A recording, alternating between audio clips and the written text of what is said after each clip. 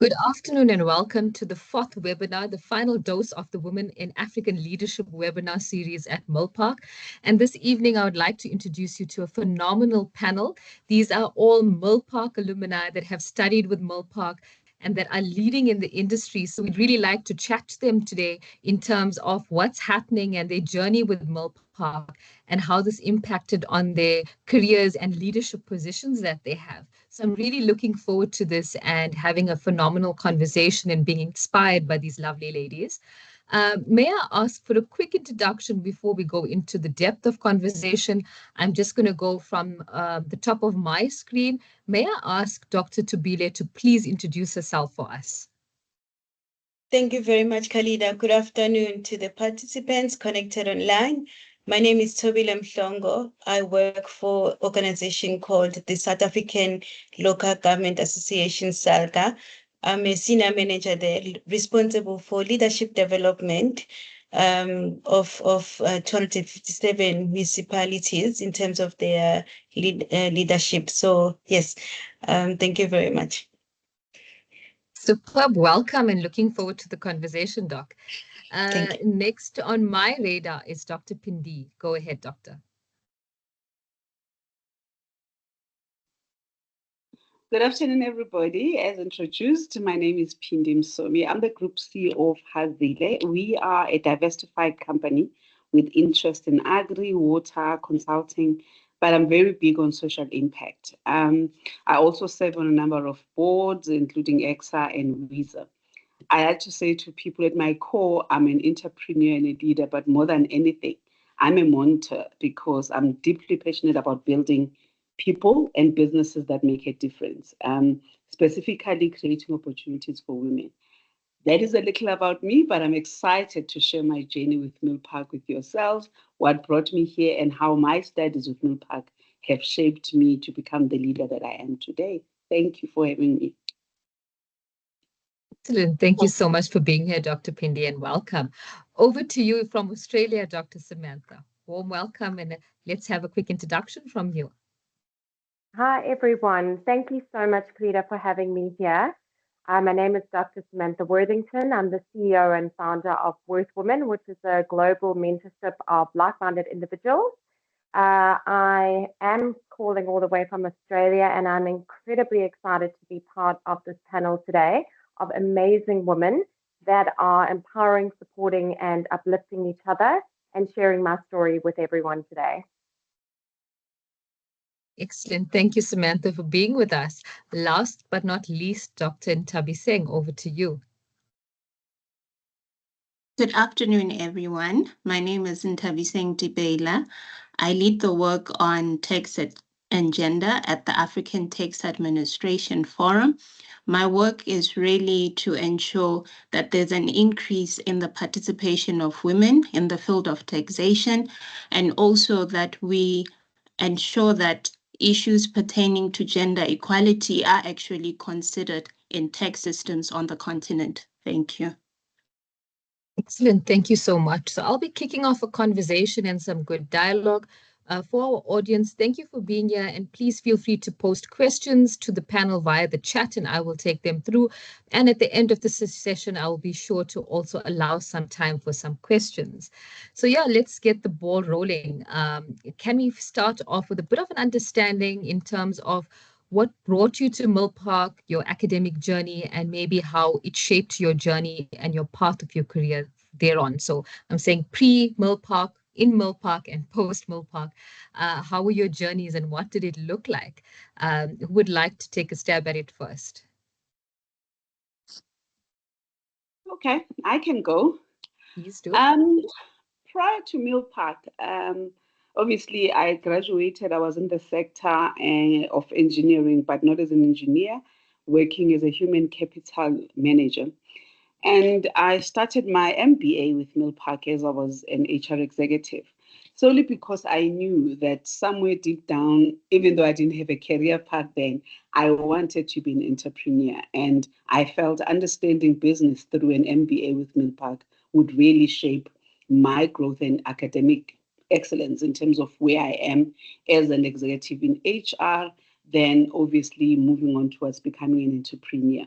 little did I know that whilst I was studying my MBA with Milpark, I think it was the year before I graduated, I can't remember, the DBA was then started with Milpark, and I thought, maybe when I'm done, I'll do this immediately. And I didn't. I graduated with my MBA. Life took me other places. And 3 years, 4 years, 3.5, 4 years ago, a friend of mine said, "Do you remember that we did Milpark MBA together?" And she was doing a course with Gibbs. And she's like, "There's this course with Gibbs. Maybe we should do it. It's like a postgrad, something in leadership." And I thought, no, actually, I want to go back to Milpark because there was, as an institution for me, it helped balance what I stood for, practical application.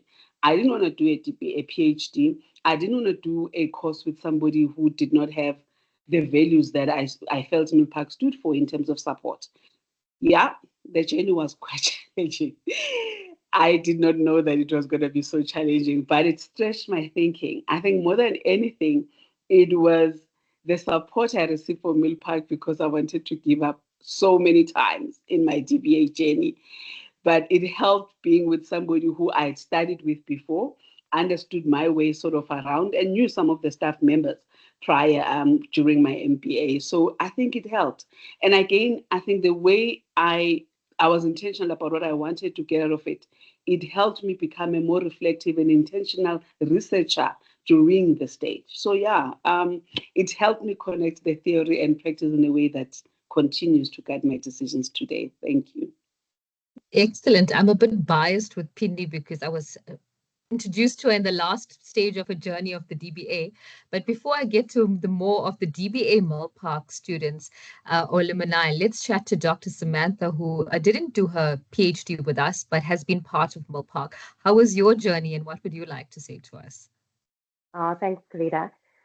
I chose Milpark, I chose to do an MBA and specifically Milpark because I didn't want to necessarily follow convention. I wanted to challenge it. And Milpark wasn't just part of my journey, it was a catalyst for the next chapter of my career, and that started with my MBA. So when I joined, it was a completely different headspace for me. And I started to focus on a new area that I hadn't looked at before. And that was something that my MBA showed me was this concept of consumer behavior and business strategy.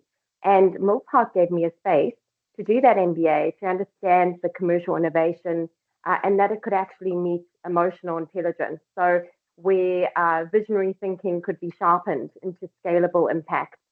And it was the perfect intersection for me of flexibility, relevance, and strategic depth to expand globally. I needed a business education that honored complexity and creativity and commercial clarity.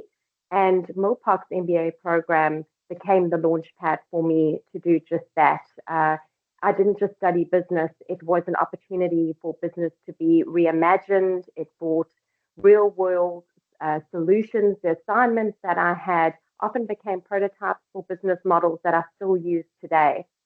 And my MBA was really an opportunity to explore leadership through the lens of behavioral strategy, translate insights into scalable systems, and also to add that emotionally resonant messaging. What was really special for me during my MBA is in my last year, I lost my mom to cancer. And as a mom myself, working full time, studying through Milpark in a final year of an MBA, the support that I received from Milpark was next level. And I put that down to why I finished, how I finished, and really getting me to where I am today. That's so phenomenal. Thank you so much for that, Samantha, as well. Let's go to Tobile. How was your journey and where to from there? Thank you. When I completed my MBA, I was in the private sector working for Standard Bank at a managerial level. So my thesis there was on HR transformation. Fast forward a month after graduation, I got appointed in local government, completely new sector, new space, daunting space that I was very brave to get into. I was also youth when I joined into this director role, and I needed to immerse myself into understanding how local government works and understanding the number of challenges that they are faced with, mostly leadership related challenges that are also widely reported in the media. I also looked at over the 7 years that I was in my role, developing leadership development programs, getting into understanding what the challenges that our leaders face, especially politically and administratively. That also then inspired me to actually start looking at how women leaders in local government are faced with the, local government is mainly predominantly male dominated. You walk into any meeting, it's all about males. There's hardly a female voice. If there is at that political level, there are no opportunities are made available for women. I've been fortunate to work for an organization that supports women leaders. And I developed together with a number of partners a first of its kind women in leadership development program for local government. I then decided to join Milpark. My journey was not as easy. I started applying for 2 years. I always say Milpark chose me because every single institution of higher learning in South Africa rejected me in terms of my studies. And I then moved from HR space, and now I was in a leadership development, and I looked at digitization of local government. I wanted also to look at the role that our leaders play in promoting the automation of all the processes in local government, and also the role of technology, in enhancing leadership capabilities and competence, but also inspiring service delivery. That's what also inspired me then to look at digital transformation of local government. I also took an opportunity in 2020 then to finally register with Milpark, and they took me, and it was such a surprise. And 2 months into being enrolled into the program, COVID-19 pandemic happened. The whole country shut down. I never met my supervisor. We only saw each other virtually throughout the entire journey of my academic learning. I also chose Milpark because of their flexible student fees arrangement. I self-financed my DBA. And the reason also is just to inspire participants here that it's never too late to go out after your dreams. I saved, and Milpark gave me the flexibility to still be full-time employed and still continue with my academic journey. I'm also quite inspired as well by the amazing support in terms of the DPA support every week, where we gather together with some of the students. And looking back, the narrative that I wanted to change was that local government leaders do not study. The low literacy levels and the fact that there's no lifelong learning. But I also wanted to walk the talk and be the leader that I am, that is also into lifelong learning, and become a subject matter expert, and also come back and say local government is invested in their leaders, is invested in changing the narrative and capacitating leaders. There's also space for women. There's also space for young women in local government, and also making the difference that I am. Where am I now? I've moved from just being a researcher. I thoroughly enjoyed conducting my research with the city of Johannesburg because they're a smart city, very welcoming. Local government is also very welcoming to researchers to come in and conduct their research. And that was also inspired me to say, as researchers, as practitioners in local government, as leaders, let us be invested in pursuing higher institutions of education opportunities to generate research for local government, by local government, and becoming the advocates and the voice of local government. And now I've traveled the world globally, and now specializing as a digital transformation specialist for local government. I'm also very much passionate about learning technologies that are constantly deployed in local government to facilitate leadership development. Very inspiring and well done, Tobile. So proud of you. Thank you so much for that. And Dr. Ntabiseng, over to you.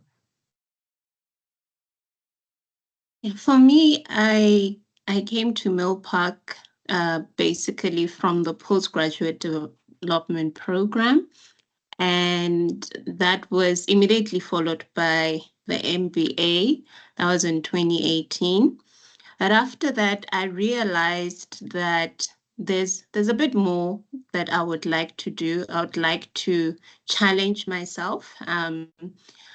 Basically, in the work that I was doing, it was more on capacity building at my organization. But it was clear that there's a bit more when coming to the issues pertaining to sustainability, the sustainable development goals. What does it mean? How real are organizations actually helping towards us attaining the sustainable development goals? And then I came into the DBA program, and like Tobile, yes, COVID-19 kicked in 2020, but at least there was, of course, continuity in terms of the program, because we were able at least to continue virtually. And when I look back, I think also COVID-19 was actually a blessing in disguise, because when I look back, there are so many JSE listed companies that I was able to interact with. And honestly speaking, it probably would have taken me a bit longer if I would have needed to go face to face and speak to some of the people that I spoke to who contributed actually to my study. So it's true that sometimes when things happen, you might not actually see, how positive that is. But in the end, then you actually see the gains from that particular experience. And then after my DBA, I started to work in text and gender at my organization, and that actually aligned very well in terms of my focus on, are we really doing something towards the Sustainable Development Goals? So my focus is on Sustainable Development Goal 5, on gender equality, particularly because I work for the African Tax Administration Forum. In 2021, we started a network for women called the ATAF Women in Tax Network, and it focuses on two particular areas. Firstly, because like Tobile mentioned, we live in a male-dominated environment, and that is actually the same also in the tax field. So there is a low participation of women in the tax field, and also most women actually don't go for your leadership positions, as an example. And even in the more technical areas of taxation, you find that there are very few women who are actually taking up roles in that space. So what we are doing is capacitating women in taxation, so that by the time the opportunity comes, they are able also to actually take them on. And at the same time, because we know there's the issue of confidence building, most women actually lack the confidence. Studies actually show that we wait until we 100%, but men, even if there's an opportunity and they can only meet 50% of the criteria, they still go for that. So we do a lot of developing women, building their confidence, and also looking at the technical aspects, that you're not only equipped, of course, in terms of soft skills, but also technically you're sound, even when we're looking also on the issues of digitalization, which is very key in the age that we are actually living in. So I think for me, the journey with Milpark was very, very helpful, although I think it's true. There are many challenges that one will face in your journey in terms of the studies. For me, there was a certain point when I was doing my DBA where I actually had to take about 4 months off because I had a surgery that I had to go to. But the support from the supervisors, even also from the program managers, was very key. And even in all of that, I'm really grateful that I've been able to achieve what I have. And at the end of the day, putting into practice what one has been able to gain in terms of knowledge is very important. So thank you so much. Thank you so much. I think with everything being said, you're making my questions become a bit more difficult because there's so much of impact already. So I'm going to ask, with all that you've said, everybody in their own way has already created so much of an impact in leadership and influence in their different sectors because each lady here is from a different sector from the other. If I had to ask you to pick up a few items on where you think you are making the most impact to society and to communities with you currently doing, what would you say to me? And I'll start off with Pindi because I've been following her on social media and I see that she's doing some remarkable things. So I'm going to pick on her first and then go to everybody else. Maybe 2 or 3 things that you're doing at the moment, Pindi, that's creating a lot of impact in terms of society and communities. Yeah, thanks, Khalida.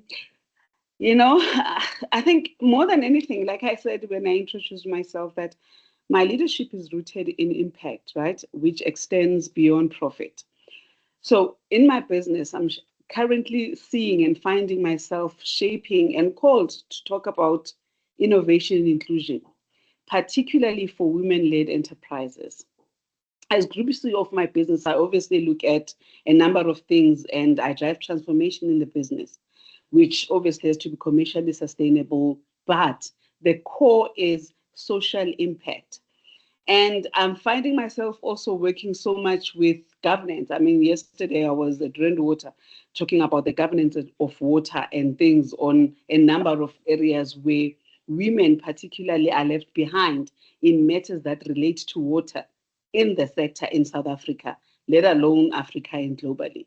So it's been for me quite intentional because I wanted to bring African perspectives to the table everywhere I go, ensuring that underrepresented voices are heard, and specifically voices of women and youth. And so I'm really finding that the impact of my leadership is currently being shaped. As much as I was intentional about the kind of business I wanted to go into, I'm always about people, planet, and then profit. But it is now more directed towards influencing with purpose, right? It is using my position as a doctor in the space, as specifically agri-tech. And again, using that position of responsibility and influence to unlock opportunities for people. And I'm finding that people are trusting my voice because they've seen my platforms. They know that I qualified with this within the agri-tech space and water. How are you going to? And I've chosen to say, you know what, my direction now is, as much as I'm an impactful leader and I wanted to do this, and I was sort of intentional about rooting my businesses in impact and sustainability in terms of all those goals, because it is definitely that for me. But now I can get to influence with purpose. I can get to talk to people who are able to help me shape the narrative and help me with because my objective is impacting women, at least 100 women before I retire, to be able to be community leaders in the spaces of water, renewable energy, and agri. And now I'm going to use these voices, these people who have recognized what what I know, what I've been doing, to say, I can't do this alone. Are you able to help me on this path? And I'm finding, yeah, it's been an amazing journey. And I'm enjoying the way, the direction of my own personal choice, as well as my business is going. So, Pindi, I was going to just say just 100 because I think you already met that target already. We need to work on a bigger number for you. Organizations. Organization.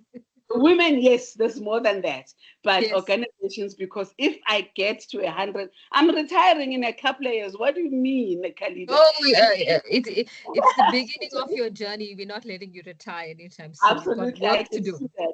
So if I impact organizations that are 100, which each have maybe 100 other women and youth, you can imagine the impact or the surplus of how many people I'd get to. So yeah, no, women, I've reached more than 100 women. So Yes. yeah. No, excellent. I'm so proud of you. Thank you, Pindi. Thank you. Tabile, I know you're doing a lot in your field in terms of literacy, sorry, and the municipality and government and so forth. If you could pick on three aspects maybe where you're creating a lot of social impact for communities, what would you say to that? Firstly, my role makes me interact with institutions of higher learning, all 21 seaters in terms of the skills development opportunities that are available, making funding accessible to assist the youth that is unemployed, in terms of learnerships, in terms of also making bursaries available, because we also need to look at some of the triple challenges that our society is faced with. And seeing how we can also make a meaningful impact, especially for the local government sector, one of just to name a few that I'm affiliated with organizationally. Secondly, also looking at making bursaries available for employees already in local government. If you're looking at the fact that currently there's 330,000, less than 500,000 of employees in our sector, and some of them actually have lifelong experience. And we need to then RPL, looking at how we can recognize through recognition of prior learning, some of the individuals that didn't have opportunities as well in terms of acquiring formalized training or qualifications. Through institutions in terms of universities, TVET colleges, we're looking at professionalization of the sector, because we do want to be served by practitioners that are professionally registered and ethical and credible, even in how they discharge their roles and responsibilities. But most recently, through my church, I've actually established the education and training portfolio that looks at how we can actually assist school-going children, even matriculants, up until also varsity level, and even already employed individuals to pursue training opportunities, but mostly also employment opportunities to address communities' challenges and sustain and ensure the sustainability. And it's very interesting, because I like to encourage everyone attending today to say, don't limit your leadership involvement only in the corporate environment. As Pindi is saying, go out there and make an impact socially in your community. There's so many people that that rely on us to come back and give back into the community. And on the 6th of September, we're having a career and entrepreneurship day. And that's going to just make an impact in the area where we are servicing in terms of our church. And also just lastly, looking at also in the many in the agricultural space. I know Milpark also had a webinar in terms of agriculture, and I know Pindi, that's also your passion. And looking at how in terms of the subsectors, in terms of the farming, how we can also develop and capacitate not only just the women that are also locked out of that economy, and bring back viability and making resources available and transfer of skills and connecting them closer to the opportunities that they might not actually be able to access in the most of the rural areas, and bring all that back and partnering with various partners to make the impact. Wow, I wish I could give you a hug with all that you're doing, because that sounds so amazing, Pibile. Samantha, in your field of work, in your consulting, what is the impact you're creating for society, maybe, and in the field that you're in? So I've always held the premise that impact isn't loud. Excuse me, it's lasting. Sorry, I have a frog in my throat. So It's felt in the way women speak about their worth, in the way that organizations design for resonance, and in the confidence of communities that are built on emotional intelligence and strategic innovation. So I focus on making an impact that's lasting, and that is really about pioneering a new model of leadership. And Tavi Singh was talking about how women don't put their hand up, whereas men do, even if they are only 50%, happy with their skills aligning with what the opportunity is. And I think for women, anything that is blending neuroscience, consumer psychology, and commercial clarity, you're challenging traditional business norms and you're proving that emotional resonance and strategic innovation aren't opposites. So in my work, I prove that they're powerfully complementary, modeling leadership that's both commercially sound and emotionally attuned. And in terms of community influence, empowering other women to lead. So through Worth Women, mentoring a global community of entrepreneurs, creatives, and leaders, creating spaces where women can build businesses that reflect their values and help them rewrite their own narratives. So creating those emotionally intelligent conversations that challenge, that also inspire, making leadership accessible and relatable and real. I think that's really important for us as people that are women that are walking the talk, absolutely, and saying, look, it can be quite messy. However, we're redefining success. Our voices are shaping a new cultural narrative where success isn't just measured on metrics, but in meaning, and how our influence helps other organizations communicate with each other, how leaders communicate with each other, how they rise and raise other leaders, how organizations are positioned, and how we show up with integrity. So looking at impact through strategic depth, emotional nuance, as well as visionary thinking. I just love the points you brought in because this is so important because we want to create the impact. But if we don't build confidence, if we don't build the esteem, if we don't make sure the mindset is correct, this is also something that, irrespective of what industry we're in, we don't create the impact we want to. So really, very, very important. And Tabi saying, I think this dovetails into what you've already said. Is there anything I'd rather say you'd like to add on to? Because you've said a lot in this, but I'm sure you have more you can contribute to this. Yes, thanks, Khalida. Additionally, what we've been able to do is actually have a mentorship program. I think it aligns to what Pindi highlighted earlier on. Our mentorship program runs over 6 months. And we pay, it's either, somebody from academia who is in practice or also is in the tax administration itself. And the main focus is, of course, ensuring that the expectations of the mentee are actually met through the program. So it's a program where we actually follow through with both mentor and mentee in terms of their progress, whether the mentee's expectations are being met, and at the same time, like what you were highlighting in terms of the confidence building, in terms of empowering the women. In the mentorship program as well, we have programs in place to ensure that beyond basically the one-on-ones with both mentor and mentee, there's a wider audience and networking that actually happens across pollination. So if I could also highlight that next week on the 1st of September, we will be having a leadership and also mentorship webinar, basically on confidence building. And so if ladies on the call are interested in joining, I think it would be a good opportunity for all of us to actually continue building ourselves, because I don't think there's any point in time where we can say we've ended, we know it all.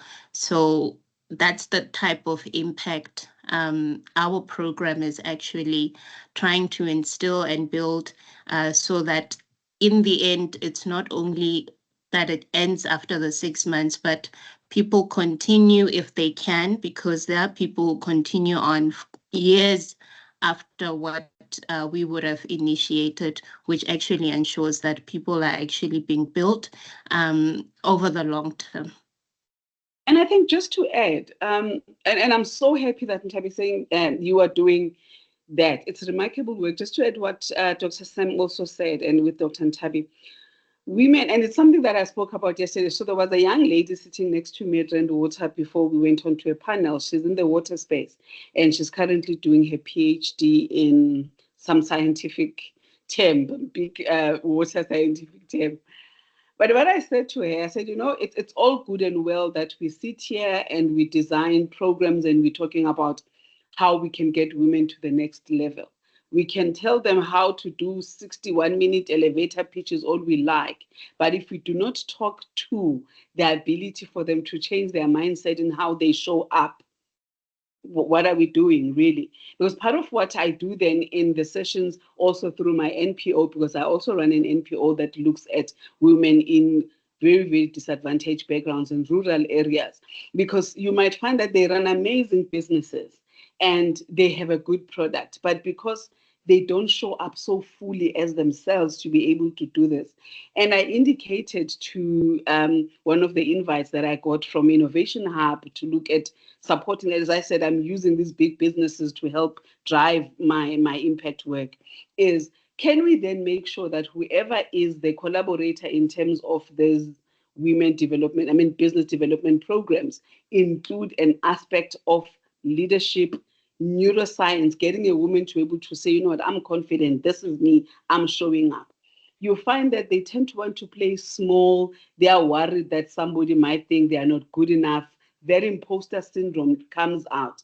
And most of the time, from the people I've spoken to, that's what makes them fail to sell themselves, whether in corporate, asking for that promotion because they know they're deserving of it, or as an entrepreneur. So you ladies are touching on a very important subject, and I hope that listeners on the call understand that as much as your background, your educational background, your DPA, your MPA, you would need to be able to work on the self in terms of how, and programs like what Dr. Ntabi and Dr. Tobile is talking about, the church program that are talking to lead to be an important part of your development. And I think Milpark has great ones. My MPA had something like that. So I'm hoping that you are going to look at that more. So, most definitely. And Khalida, can I add something as well Yes. that Dr. Pindi touched on?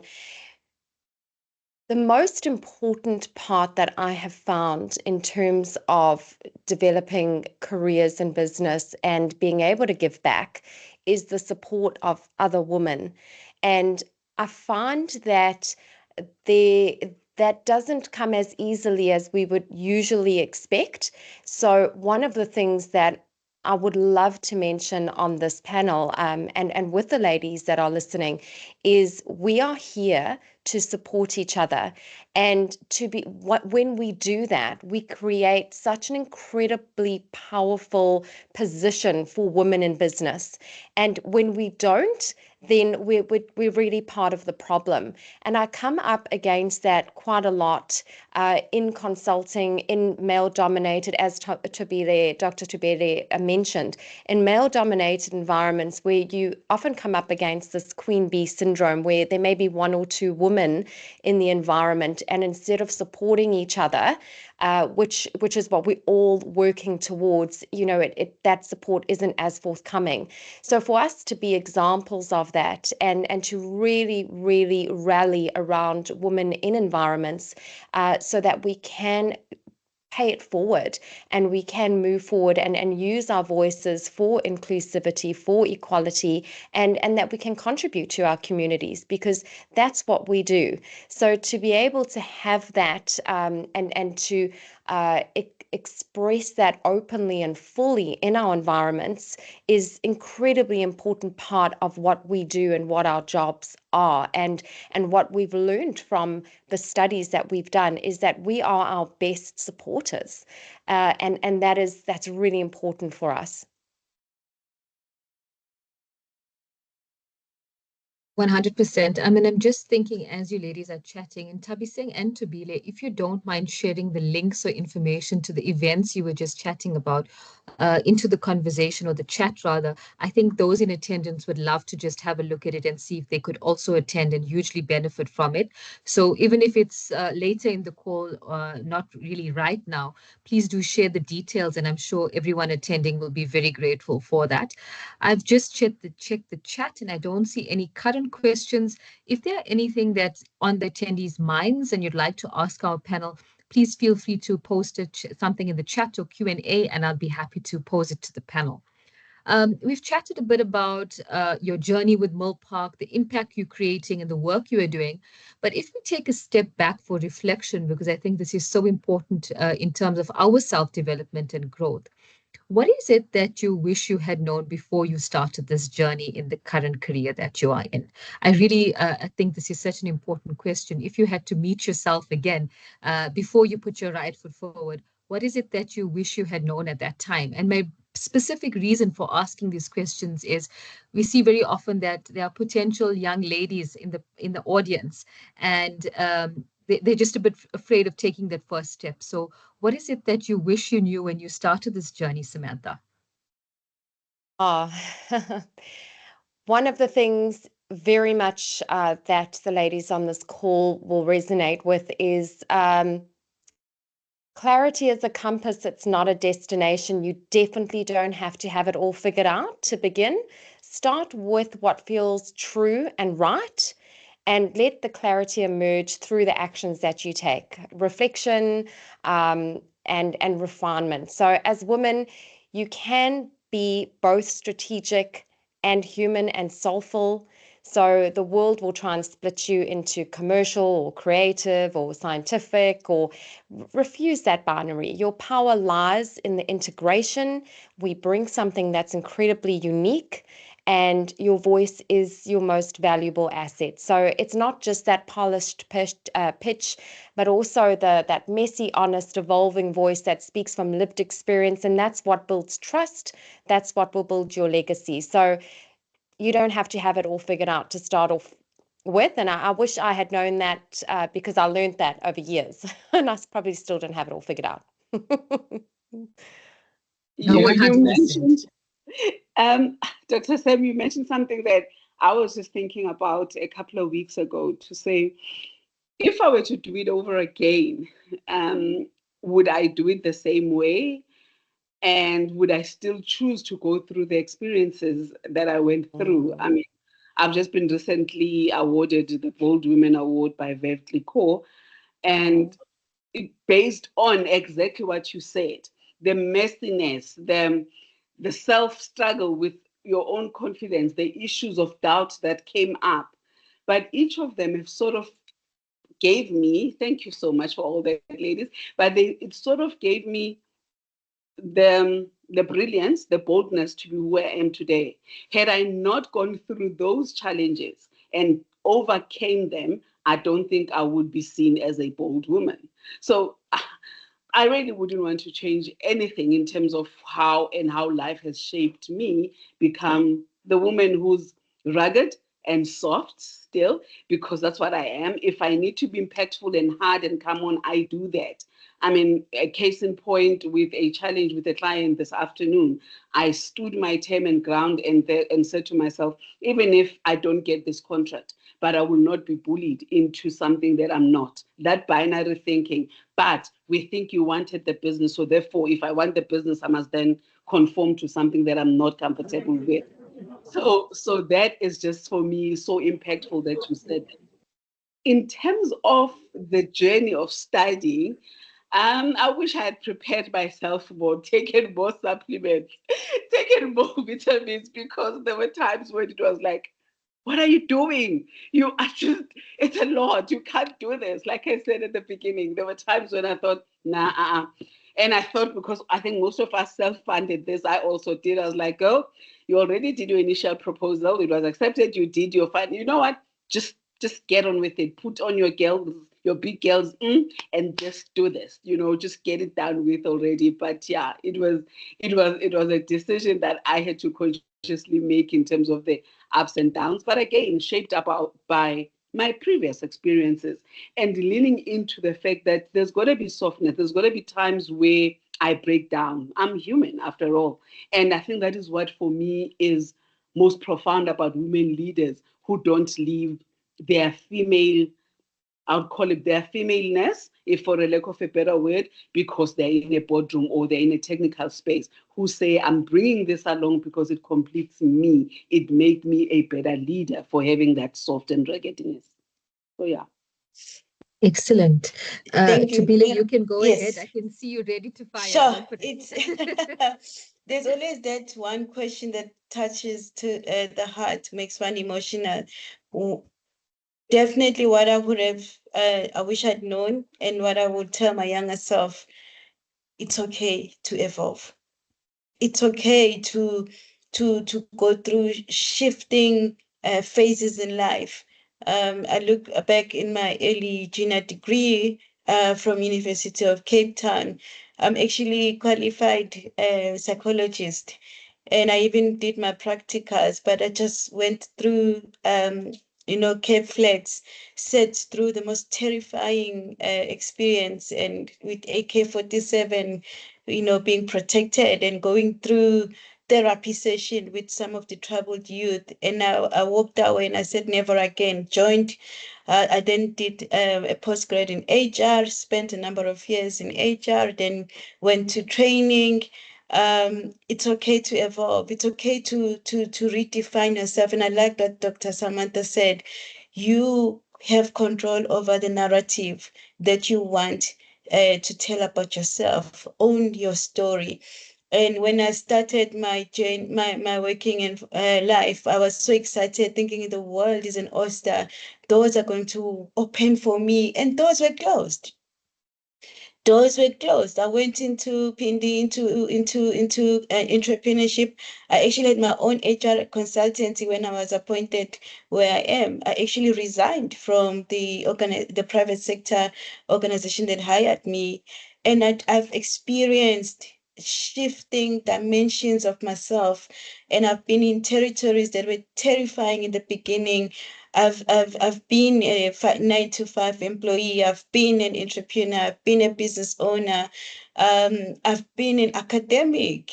I always say I'm an entrepreneur in a working environment, also into academia, and it's okay to be complex in terms of going after your dreams. Dream big, dream wild. And if I had known also how my trajectory was going to be, I don't think I would have dreamt more than I did, because every experience that I've been on, every journey that I've embarked on has led me to where I am today.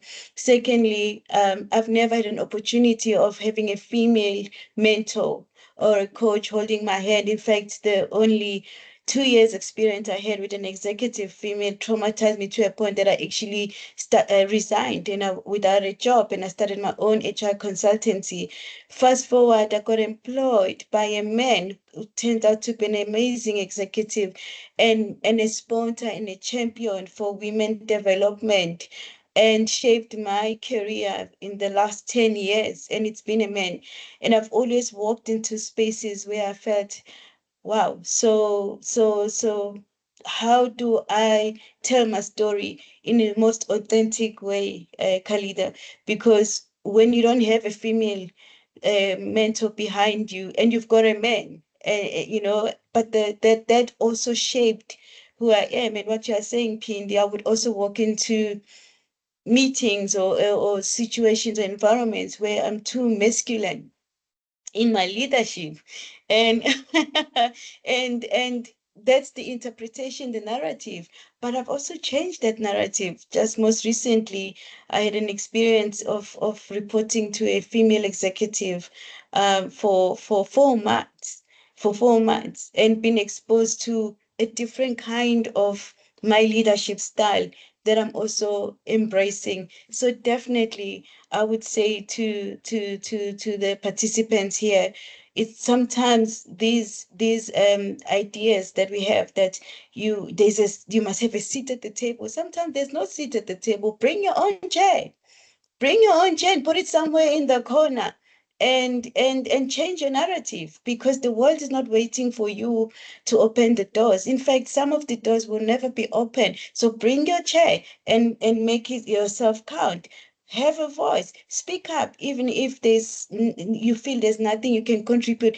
Be the most knowledgeable person in that meeting, in that environment. Do the extra preparations before any engagement, any meeting. Walk in there, and that first minute that you speak, you walk in, your presence is the one that's going to actually open doors for you.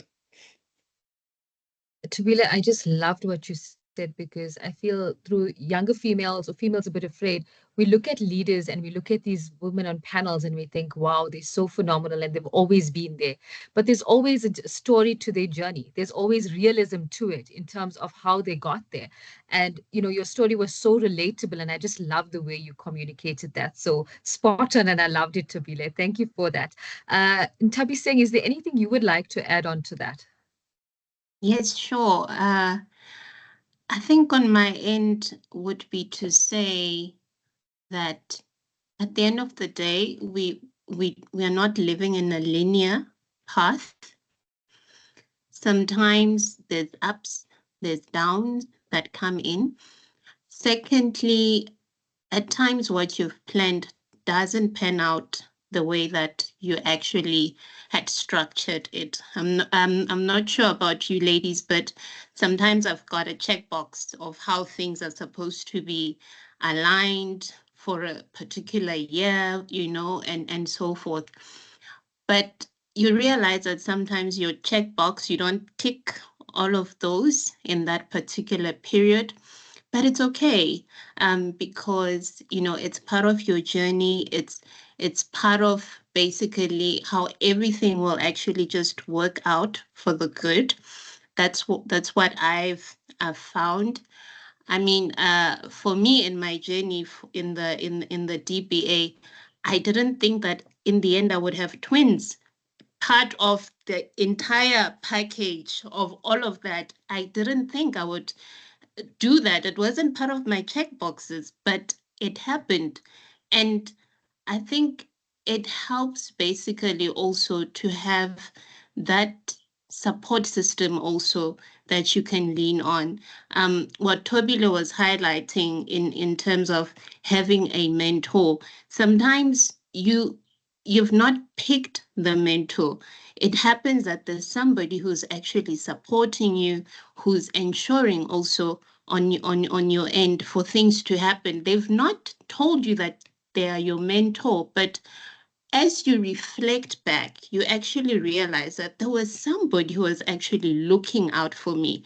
There's somebody who's ensuring also that I'm able to do things. I'm not sure about whether you've experienced that in terms of your reflections, but on my end, I think that's something that we should be mindful of, that it's not necessarily that you would pinpoint and say, Pindi is my mentor. Sometimes she's working in the background and you don't even know it, that this is something that is being done by this person.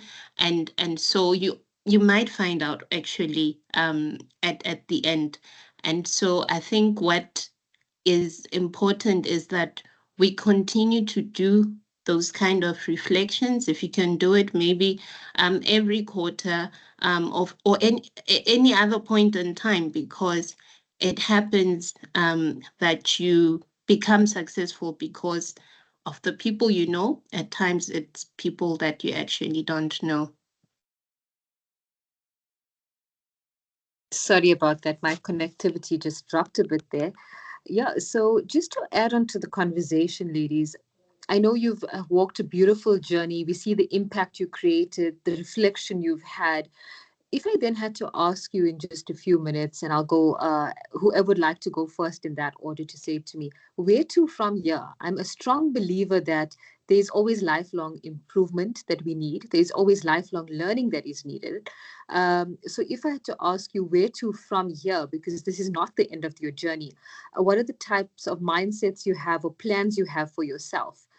Who would like to go first? I will go.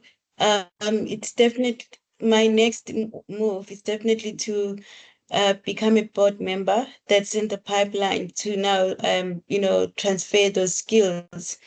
And then secondly, definitely to contribute academically within an institution in terms of the research, academic lecturing as well. And obviously always that executive level notch higher in terms of career aspiration, but to just be a rounded content individual, good health. Um, and it's also very important. Please walk, ladies, exercise, because a healthy leader is an impactful leader. And thank you very much.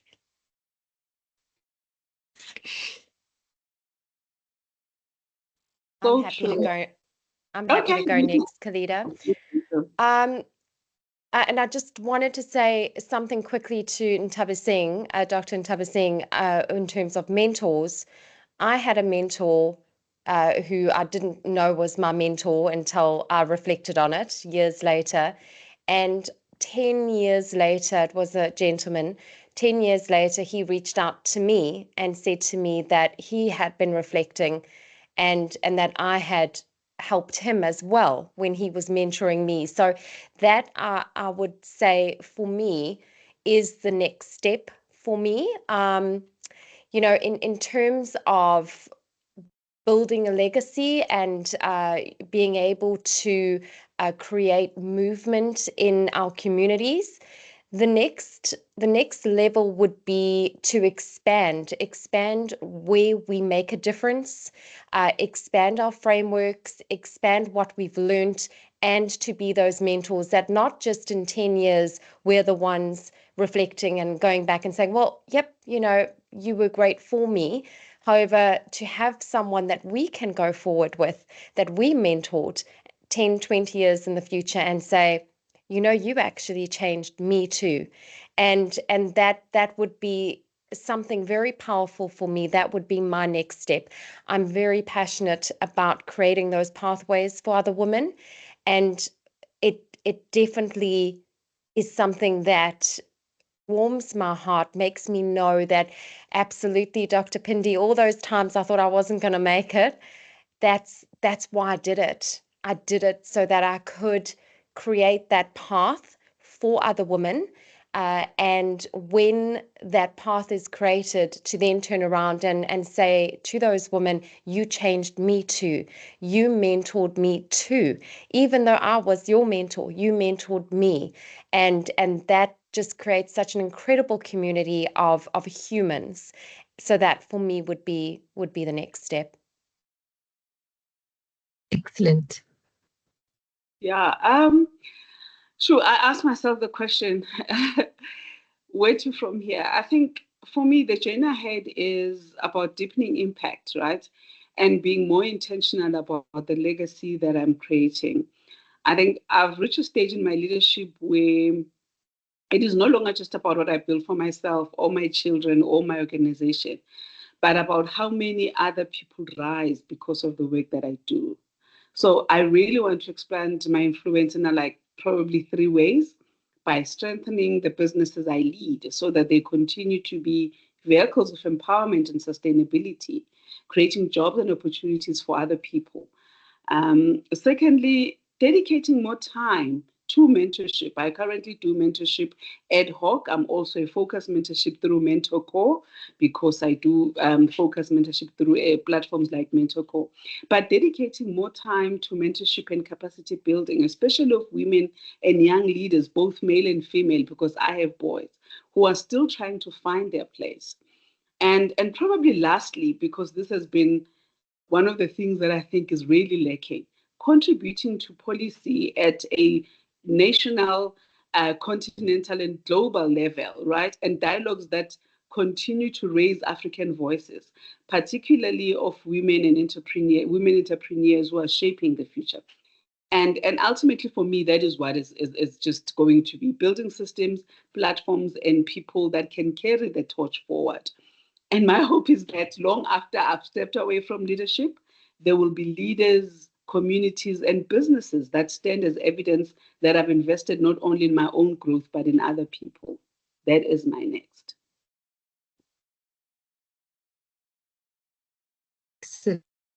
That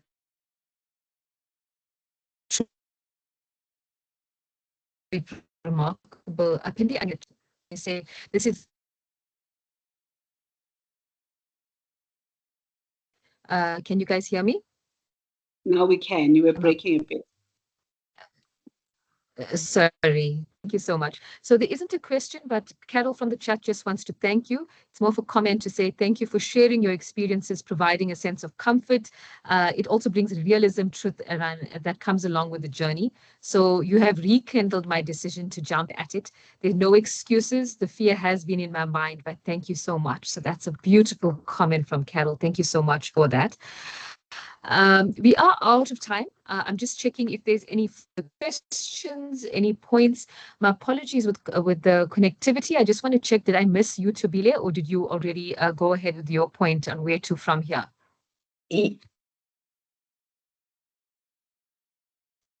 I've already shared. Thank you. Super. Thank you so much. Yeah, so with just 1 minute over 6 o'clock, I'd like to take us the special opportunity of thanking these lovely ladies for spending their time with us for an hour this evening. They are definitely part of the Milpark family, so we are not going to end the journey with them here. There's so much more that we're going to do in terms of impact, creativity, and projects. And I want to just thank you from the bottom of my heart for sharing your experiences, for coming online and inspiring all of us this evening. Samantha, thank you for braving the difference in Australian and South African hours and still being here. We appreciate you for sure, and you've all contributed beautifully. So yes, ladies, thank you once again.